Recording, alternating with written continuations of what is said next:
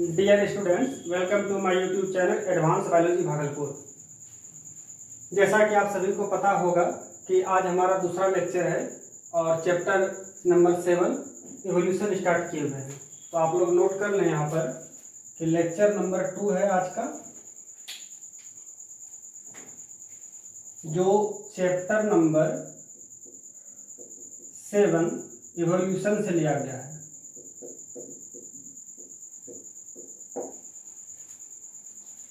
पिछली कक्षाओं में हम लोगों ने डिस्कशन किया था विकास क्या होता है और विकास जीव विज्ञान के बारे में हम लोग क्या समझते हैं। आज का हमारा जो टॉपिक है वो है origin of life on the earth, यानी हमारे पृथ्वी पर जीवन की उत्पत्ति किस प्रकार हुई है, इसका अध्ययन आज हम लोग करेंगे। तो सबसे पहली बात कि पृथ्वी पर जीवन की उत्पत्ति को समझने से पहले हमें एक टर्म क्लियर करना होगा, वह यूनिवर्स, जिसे ब्रह्मांड कहते हैं। तो ब्रह्मांड के बारे में जो हमारा सिलेबस है एनसीईआरटी पैटर्न पर, उसके आधार पर हम लोग कुछ मुख्य बातों की परिचर्चा करेंगे। आप लोग इसे ध्यानपूर्वक समझेंगे। यह जो टॉपिक है थोड़ा सा कॉम्प्लिकेटेड है। आपको क्या करना है, इसको स्टेप बाय स्टेप आपको समझना होगा यूनिवर्स क्या होता है। सबसे पहली बात कि हमारा ब्रह्मांड लगभग 20 बिलियन वर्ष पुराना है। यह आपको याद रखना होगा कि जो ब्रह्मांड की उत्पत्ति हुई थी आज से लगभग 20 बिलियन पहले इस ब्रह्मांड जो है हमारे सामने अस्तित्व में आया था। उसके बाद है कि ब्रह्मांड में पृथ्वी एक कण के समान है। ध्यान दीजिएगा, यहाँ पर अगर एक रेगिस्तान देखा जाए तो वहां पर बालू, जिसको हम लोग रेत कहते हैं, तो रेत का बहुत सारा मात्रा में छोटा सा कण के समान पृथ्वी है। ब्रह्मांड की उत्पत्ति के बारे में बिग बैंग महाविस्फोट से पता चलता है। ये बिग बैंग महाविस्फोट क्या है, तो आज से बिलियनों वर्ष पूर्व एक महाविस्फोट हुआ था जिसमें बहुत सारे सब्सटेंस आपस में टकरा कर ब्लास्ट किया था। उसके बाद कुछ कण का अस्तित्व बच गया था, जिस कण के बाद ये ब्रह्मांड का आविष्कार हुआ। तो बिग बैंग थ्योरी जो है आपको अलग से स्टडी करना होगा। फिलहाल हम लोग को यहाँ पर क्या याद रखना है कि ब्रह्मांड का जो अस्तित्व हमारे सामने पहली बार आया, उसकी जानकारी हमें बिग बैंग नामक महाविस्फोट के सिद्धांत से ही पता चला था। इसलिए हम लोग कह सकते हैं कि बिग बैंग महाविस्फोट होने से ब्रह्मांड का विस्तार हुआ है।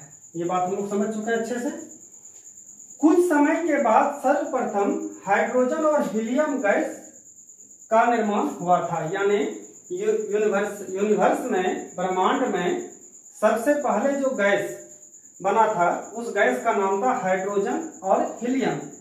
उसके बाद क्या हुआ, ध्यान दीजिएगा, यह गैस गुरुत्वाकर्षण के कारण संघनित होकर आकाशगंगा यानी मिल्की वे, आप आकाशगंगा को गैलेक्सी भी कहते हैं, का निर्माण हुआ था। यानी कि गुरुत्वाकर्षण के कारण अर्थात ड्यू टू ग्रेविटी संघनित होकर आकाशगंगा का निर्माण हुआ।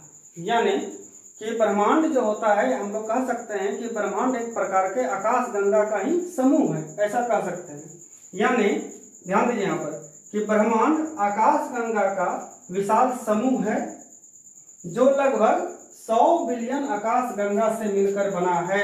ये भी क्वेश्चन आपको ध्यान में रखना है, ऑब्जेक्टिव टाइप का क्वेश्चन है कि ब्रह्मांड का जो निर्माण है किससे हुआ है, तो आकाशगंगा से हुआ है, मिल्की वे से हुआ है, और लगभग 100 बिलियन आकाशगंगा के आसपास एक ब्रह्मांड में पाया जाता है। पृथ्वी की रचना लगभग 4.5 बिलियन वर्ष पूर्व हुई थी। ध्यान देना है आपको यहाँ पर, चूंकि पहले हम लोग बताए थे, आपको मैंने बताया कि कण, ये पृथ्वी जो है छोटे से कण के समान ही है। अगर इस ब्रह्मांड का आकार देखा जाए उसमें से पृथ्वी एक छोटे से कण के समान है। उस कण में जो है लगभग पृथ्वी का जो आविष्कार हुआ वो 4.5 बिलियन वर्ष पहले हुआ। यानी कि 20 बिलियन वर्ष पहले यूनिवर्स का खोज हुआ, यानी सामने आया अस्तित्व। उसके बाद आज से लगभग 4.5 बिलियन वर्ष पूर्व पृथ्वी का खोज हुआ।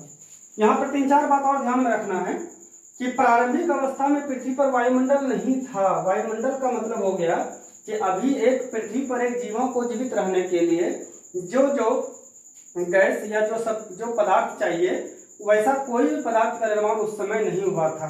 खास करके वायुमंडल, यानी वायुमंडल में जो डिफरेंट टाइप्स का गैस है उसका निर्माण हुआ ही नहीं था उस समय, ये भी याद आपको रखना है।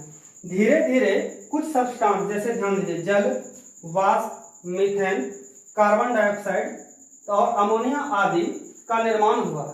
और इसमें से आपको और याद रखना है कि सूर्य के द्वारा जो पराबैंगनी किरण आया, उस किरण के द्वारा हाइड्रोजन गैस और ऑक्सीजन गैस आपस में रिएक्ट करके जल का निर्माण किया और वर्षा के रूप में, ठीक है, पुनः वो पृथ्वी पर गिरने लगी और उसके बाद महासागर का रचना हुआ। इस तरह से कहानी के माध्यम से आपको समझना होगा। फिर धीरे धीरे पृथ्वी पर और भी सारे पदार्थ बनने लगे, लेकिन फिर भी आपको ध्यान में रखना है कि पृथ्वी का जो निर्माण हुआ उस निर्माण के लगभग, देखिए यहाँ पर लिख दिए हैं कि 500 मिलियन वर्ष के बाद ही पृथ्वी पर जीवन संभव।